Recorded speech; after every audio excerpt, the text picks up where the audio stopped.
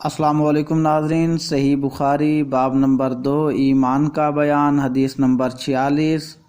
حضرت طلحہ بن عبید اللہ بیان فرماتے ہیں کہ نجد والوں میں سے ایک شخص نبی کریم صلی اللہ علیہ وآلہ وسلم کے پاس آیا، سرے پریشان یعنی بال بکھرے ہوئے تھے۔ ہم اس کی آواز کی بھنبھناہٹ سنتے تھے اور ہم سمجھ نہیں پا رہے تھے کہ وہ کیا کہہ رہا ہے، یہاں تک کہ وہ نزدیک آن پہنچا۔ جب معلوم ہوا کہ وہ اسلام کے بارے میں پوچھ رہا ہے، نبی کریم صلی اللہ علیہ وآلہ وسلم نے فرمایا کہ اسلام میں دن رات میں 5 نمازیں پڑھنا ہے۔ اس نے کہا، بس اس کے سوا تو کوئی اور نماز مجھ پر نہیں۔ آپ صلی اللہ علیہ وآلہ وسلم نے فرمایا، مگر تو نفل پڑھے تو اور بات ہے۔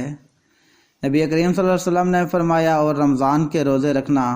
اس نے کہا، اور تو کوئی روزہ مجھ پر نہیں ہے۔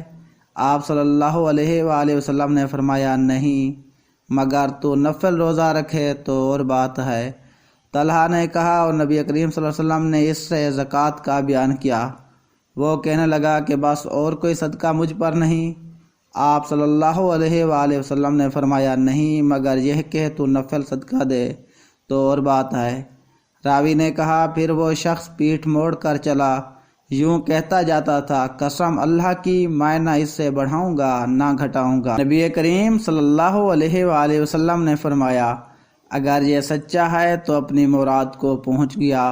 مزید اس طرح کی مستند احادیث مبارکہ سننے کے لیے ہماری اس ویڈیو کو لائک کیجئے اور ہمارا چینل دا نیوز 8 سبسکرائب کریں، بیل آئیکن دبانا مت بھولیے۔